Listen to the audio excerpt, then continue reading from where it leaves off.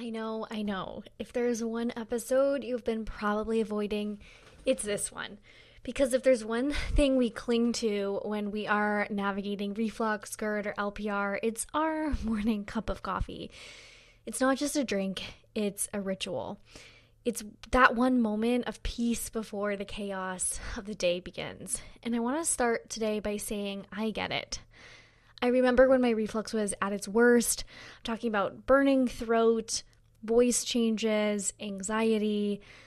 I looked at my doctor and thought, I will change my diet, I will sleep on a wedge, I will meditate, but do not take away my coffee. But I also remembered the moment I realized that my favorite ritual was the very thing keeping me sick.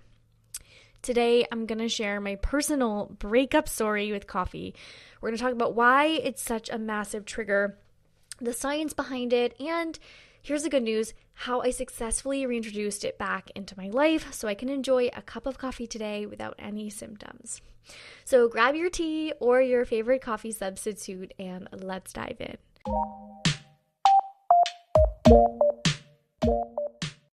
Welcome back to the Reflux Revolution podcast. I'm your host, Molly Pelletier, a gut health registered dietitian and reflux specialist who started this page to help you heal from GERD and avoid the same mistakes I did.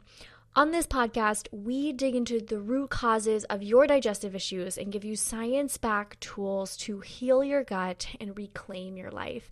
If you're new here, welcome to the community. So let's go back a few years ago.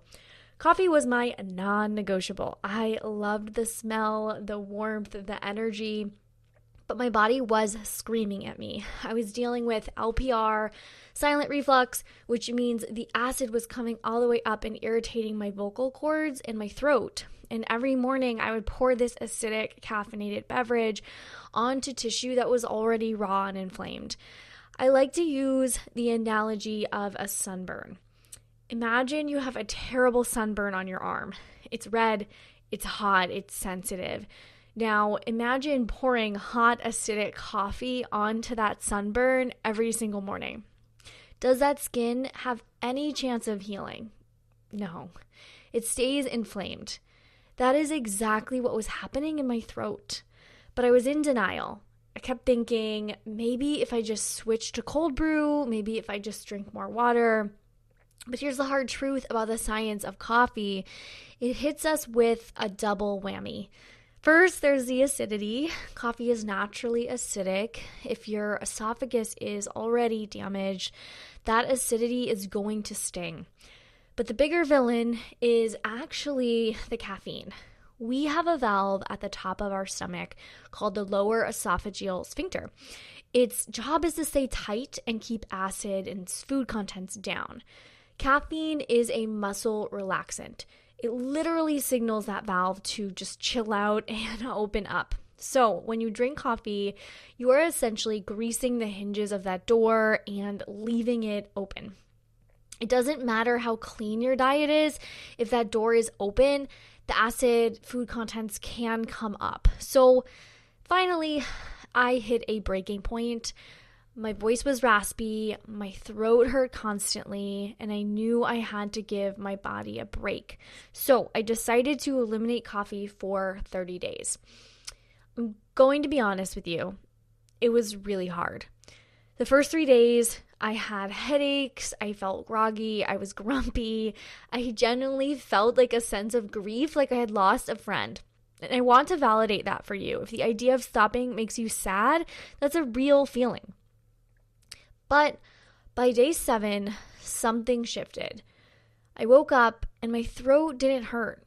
My anxiety, which I thought was just kind of who I was, actually dropped by like 50%. My digestion slowed and also normalized. And I realized that the coffee was keeping my nervous system in this state of like fight or flight and really impacting my motility. And so let's talk about how did I survive without it? I had to find a replacement for the ritual. If you're thinking about taking a break to let your reflux heal, here are my top swaps that I used. Number 1 is Ticino or some sort of roasted chicory root. This was a lifesaver. It's an herbal tea, but it's roasted, so it looks dark and tastes earthy and bitter, just like coffee. But it has zero acidity and zero caffeine. It's also a prebiotic, which feeds your good gut bacteria. I also leaned heavily on roasted dandelion tea. This is great for liver support. And the golden milk turmeric lattes from the Flora app when I needed something soothing. Finding a drink that you actually look forward to is the secret to not feeling deprived.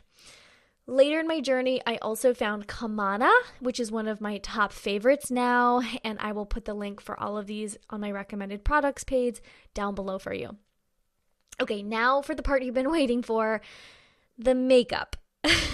After about 6 weeks of healing, my symptoms were gone, mostly, and my throat felt a lot better.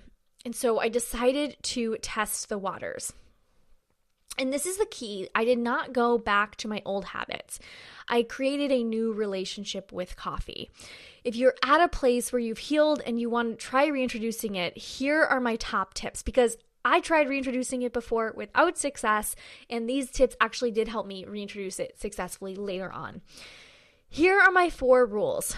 Rule number 1, or suggestion number 1, is never on an empty stomach. This is the golden rule. Coffee cannot be the first thing that hits your gut. You need like a protective airbag. Eat coffee or have coffee with a breakfast with protein and healthy fats like oatmeal with flax meal, nuts, or eggs before you take a sip. Rule number 2, the buffer. Do not drink it black. Black coffee is typically a little too harsh. It really can help to use a plant-based milk like oat or almond milk or even skim or low-fat milk. The calcium and a little bit of fat too might help to neutralize some of the acidity before you drink it. Rule number 3, try to start with decaf. I started with Swiss water processed decaf. This gives you the taste without caffeine that can impact the valve. So you can get started by eliminating one of those potential triggers, and it's honestly the safest way to test your tolerance. Swiss water process is a great method as well because it doesn't use chemicals to create the decaf coffee. Rule number 4, size matters. Don't start with a venti. Even if you used to tolerate that, okay, start with a small 4-ounce cup. See how you feel for the next day, few hours. If you try this and you start to feel that familiar burn or lump in your throat, please listen to me. You didn't fail. It just means your tissue needs a little bit more time. I tried coffee, after my elimination, and it didn't necessarily work for me at that time. But then months later, I was able to try it again, and now I can have a coffee every single day. So sometimes it just takes time for our body to heal. So if this happens, it's okay. Go back to your Kamana or your Ticino for 2 more weeks or 4 more weeks and keep nourishing your body. And then try again later with a small portion. Healing is not a straight line. Today I drink coffee and I love it, but I respect it. I drink it after breakfast. I drink it with a little bit of almond milk. And if I'm going through a stressful week or maybe on my period where my tummy feels off, I swap back to tea. And I don't go overboard. I don't have more than 2 cups a day. I listen to my body first. I hope this episode gives you some hope. You don't have to say goodbye to the things you love forever, but sometimes a temporary break is the greatest act of self-love that you can do for your healing if you are really, really struggling. If you're currently in this breakup phase with coffee, let me know in the comments of this episode or send me a DM on Instagram. I'd love to cheer you on. It's worth it.